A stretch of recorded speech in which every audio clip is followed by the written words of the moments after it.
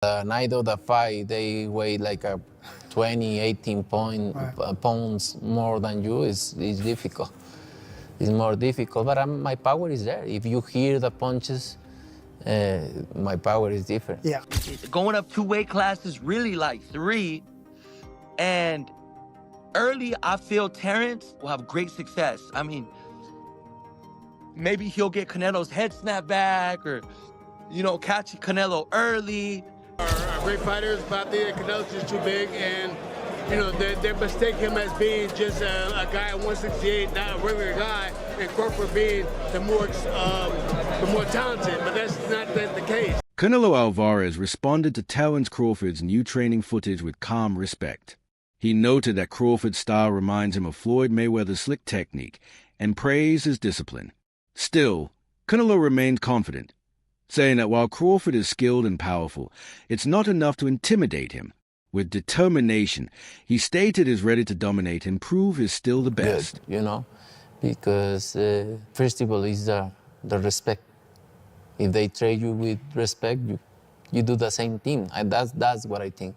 So, and I'm always try to do my best there. Not because I need it or because I need to, because I really appreciate everything. Yeah, look, and you've been fighting pro now for what, more than 17 years, I believe? Almost 20. Wow, yeah, almost 20 years. In October. Wow. I turned 20 years as professional fighter. Analysts often point out a key difference between Terence Crawford and Canelo Álvarez, how their opponents react to them. Crawford, known for his technical skill and adaptability, usually faces fighters who stand and trade with him. They respect his timing and counters, but don't retreat across the ring. With Canelo, it's a different story. Opponents tend to move constantly, circle away, and focus on survival, knowing his power can end a fight with one punch. This cautious approach reflects Canelo's intimidating presence. His punches carry not just physical force, but psychological pressure. This contrast adds to the intrigue of a Canelo versus Crawford matchup.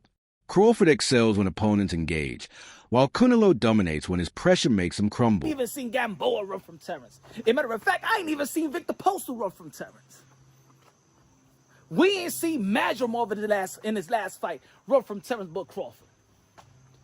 But we do see people running away from Canelo Álvarez. People not trying to commit to Canelo Álvarez. We seen it with William Skull. Dude was just as cut up as anybody in the sport of boxing. Mother ever was running. The Cuban style, running. We already know that the Cuban school, man, they highly respected in the sport of boxing. He was running. Jamel Charlo, Iron Man Charlo. I ain't gonna say he wasn't running, but he wasn't committed. He wasn't committed the way that he was committed in the 154-pound division when he was knocking everybody else to get his titles, right? It was very uncharacteristic from Iron Man Jamel Charlo, a knockout artist, right? I'm gonna tell you like this, even Dimitri Bivol was going at it with Canelo Álvarez. 1-2, but he was jumping right back out. Jumping right back out. He beat him in the style that Dimitri Bivol beat him.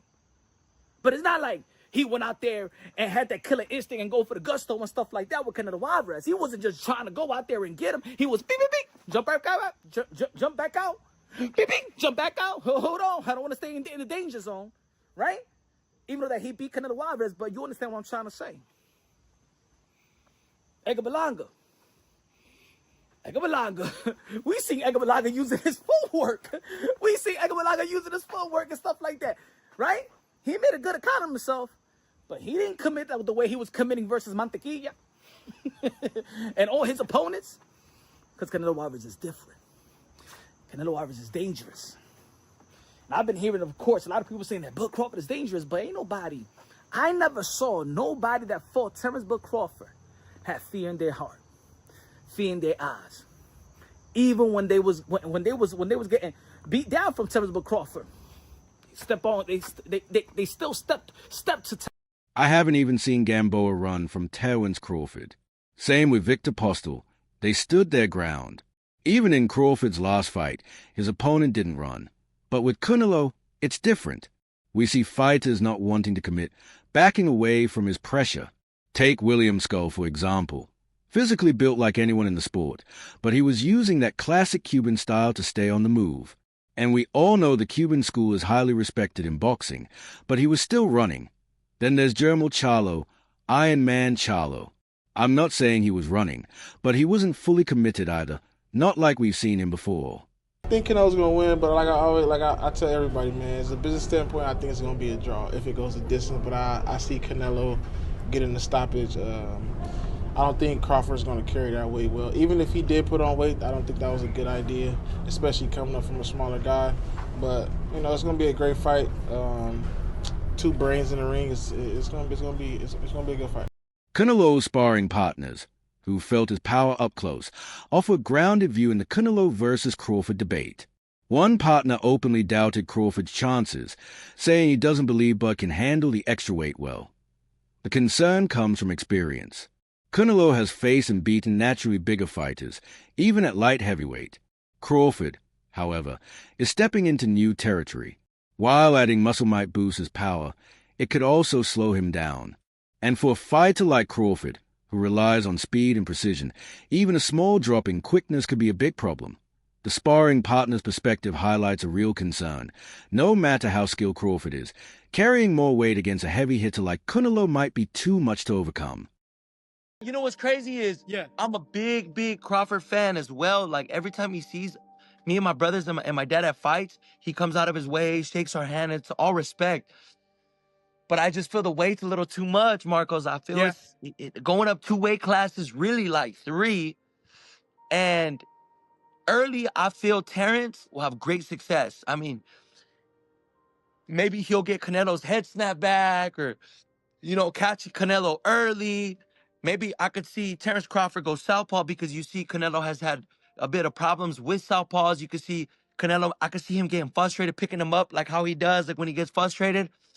But I say 6th, 7th, 8th round on up, I think he'll figure him out. And we need Canelo to get a stoppage, if not get a get a knockout. I think it'll be great for Mexico and it'll be great for Razas. But I got Canelo, coming out with the.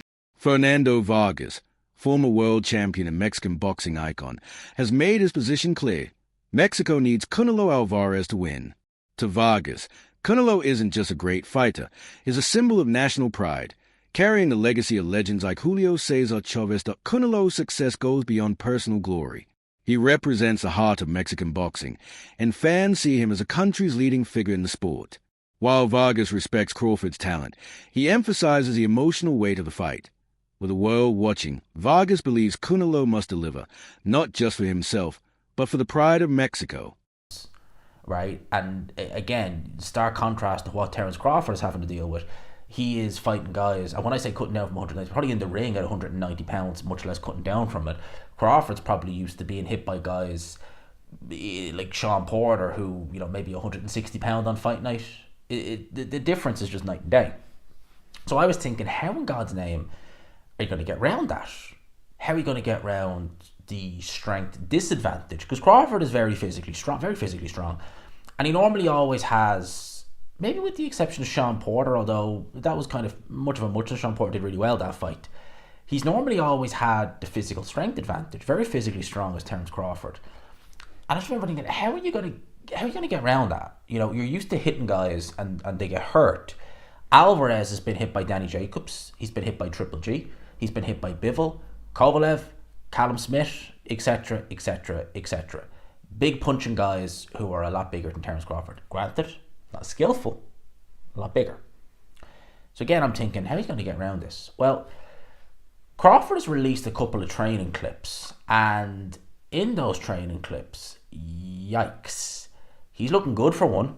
He's looking a lot better than Canelo was looking in some of his training clips. But again, you can't read a great deal into those training clips because, again, Alvarez is clearly holding back. People say, oh, he looked terrible. It's like, well, you can kind of tell he's not going full tilt. You can kind of tell that. So what does that tell you? How many times have we seen guys look good on the pads and then on fight night they've nothing left? I distinctly remember Alexander Povetkin in the run-up to the second Dillian Whyte fight. Canelo's power has stopped bigger men, and moving up in weight is usually a major challenge for smaller fighters.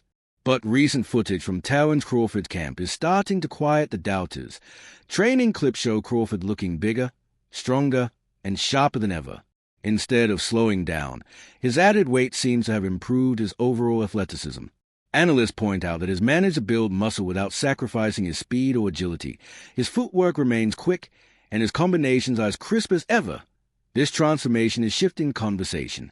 Rather than looking undersized, Crawford now appears fully prepared for the challenge ahead. His dedication and smart preparation suggests he's adapted well to the demands of fighting at a higher weight, making this matchup even more intriguing. Right? With Canelo, you've been there with all the best. Beast, man. I thought Canelo at his peak. You know what I'm saying? And Canelo's a beast. And he's a great man. He's a good family man as well. Got a lot of respect for him. I like him. You know, we've always had mutual respect for each other. And he still has a picture of me and him in his front room. I saw on a documentary because he really thought that what was one of his biggest fights, like with the hype that he had and all that. So yeah, man, it was good times. And then when people see that fight back, you're winning those early rounds. I mean, look, look, boxing for a 12-round fight. You know, I mean, even though I won them early rounds, he caught me with a good shot. He had the power, he had the strength. I mean, he was so big. I remember thinking this is easy. I can hit him when I want. But then obviously, I knew that when he hit me with a couple of them body shots and he hit me with them shots, I was like thinking. Former world champion Amir Khan, who faced both Canelo Álvarez and Amir Khan, who has faced both Canelo Álvarez and Terence Crawford, offers a unique and informed perspective. He describes Canelo as a beast, highlighting his raw power, ability to take punches, and deliver brutal counters. Khan, who fought Canelo in 2016, knows firsthand how punishing Álvarez can be. His opinion holds weight because he also faced Crawford, getting stopped by him in 2019. While Khan respects Crawford's skills, he believes Canelo's size and physical strength give him a distinct edge. In Khan's view, Canelo brings a level of danger that even the most skilled fighters can't ignore. Boxing is hanging on a thread. If Canelo Álvarez and Terence Crawford pulls a Manny Pacquiao versus Floyd Mayweather, there's no turning back. In this side of the pond, boxing is dead. Look, a lot of things is going to Saudi Arabia. David Benavidez, one of the phenoms in the sport of boxing, going to be performing in Saudi Arabia. Devin Haney going to be performing in Saudi Arabia. Just put this. Jerome Boots Ennis versus Virgil Ortiz, if it would have came to fruition, was going to happen in Saudi Arabia. Boots Ennis, and Tio could have happened in Saudi Arabia. Devin Haney versus Ryan Garcia was going to happen in Saudi Arabia. So a lot of these big fight that it was planned was not going to be here. It's not going to be here. So for networks to trust the sport of boxing once again, this fight between Canelo Álvarez versus Terence Crawford, whoever you pick, whoever you support, is more than just wins and losses. Doesn't matter. The fight has to win. Doesn't matter if Canelo Álvarez, doesn't matter if Terence Crawford win, lose. The fight has to win. Just like when it was Hagler versus Hearns on a Monday, prime time. Prime time. That was a fight on a Monday, prime time, free TV. They put up a wonderful performance to this day. People still remember, and it was only 3 rounds. Canelo Álvarez and Terence Crawford, they better show out and entertain. One major concern among fans and analysts is that Canelo versus Crawford could end up like the long-hyped Mayweather versus Pacquiao fight, historic, but underwhelming. That bout, despite the build-up, disappointed many with its cautious pace and lack of action. The fear is that both Canelo and Crawford, fully aware of each other's strengths, might fight too carefully. Crawford may avoid risky exchanges with a bigger, more powerful Canelo, while Canelo might slow the fight down to avoid being caught by Crawford's sharp counters. This mutual respect could lead to a more tactical, less explosive showdown than fans are hoping for. Crawford has to box and not care to want a crowd please. He has to stick and move. If he sits there too long with Canelo, I think Canelo, his defense is great. He'll be able to withstand it and take him in deep waters and win the fight. Besides being a boxing coach, you're an expert in strength and conditioning. Yes, sir. Crawford never fought more than 154. Mm-hmm. Do you think bulking up, obviously he's bulking up, we're seeing the picture, he's moving up from 147, 54, 60, 68. He's going to gain 15, 20, 30 pounds. For sure. Will that slow him down by around 5, 6, 7? The heart, the muscle, the oxygen you take. I mean, if your body's not used to fighting it at that size, it doesn't not make a difference. It depends on what type of strength and conditioning you're doing too, though. So like when you do like explosive stuff and things like that, plyometrics is different.